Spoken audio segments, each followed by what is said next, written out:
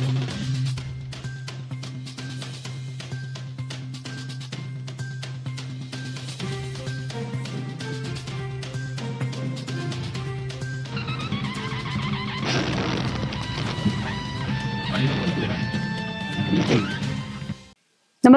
आपण पाहता हिरकणी न्यूज.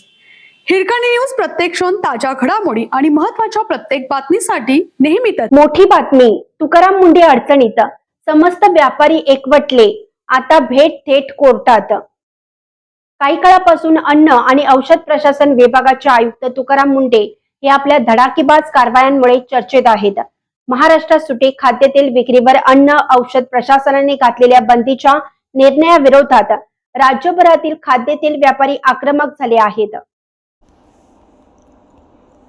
निर्णयावर चर्चा करण्यासाठी अखिल भारतीय खाद्यतेल व्यापारी महासंघाची महत्त्वाची बैठक रविवारी नाशिकमध्ये पार पडली. या बैठकीला राज्यातील विविध भागातून खाद्यतेल व्यापारी मोठ्या संख्येने उपस्थित होते. बैठकीत प्रशासनाच्या निर्णयाला तीव्र विरोध करत पुढील आंदोलनाची दिशा निश्चित करण्यात आली आहे. सुट्टे खाद्यतेल विक्रीवर बंदी हटवण्याची मागणी. अन्न व औषध प्रशासनाचे आयुक्त तुकाराम मुंढे यांच्या नेतृत्वाखाली सुट्टे खाद्यतेल विक्रीवर निर्बंध घालण्यात आले आहेत. या निर्णयामुळे पारंपरिक खाद्यतेल व्यापारी, किरकोळ विक्रेते तसेच कमी उत्पन्न असलेल्या ग्राहकांवर मोठा आर्थिक परिणाम होणार असल्याचा दावा व्यापाऱ्यांनी केला आहे.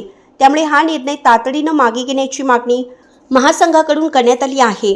नाशिकमध्ये झालेल्या बैठकीत व्यापाऱ्यांनी या निर्णयाला न्यायालयात आव्हान देण्याचा निर्णय घेतला आहे. तसेच राज्य सरकारला निर्णय मागे घेण्यासाठी 15 दिवसांचा अल्टिमेटम देण्यात आला आहे.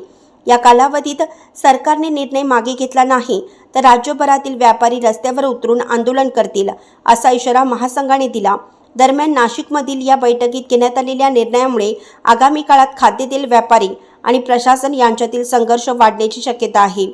अन्न आणि औषध प्रशासन विभागाने 15 दिवसात निर्णय मागे घेतला नाही तर राज्यभर आंदोलन छेडण्याचा इशारा व्यापाऱ्यांनी दिल्याने आता सरकार या मागणीवर काय भूमिका घेणार याकडे सर्वांचं लक्ष लागलं आहे.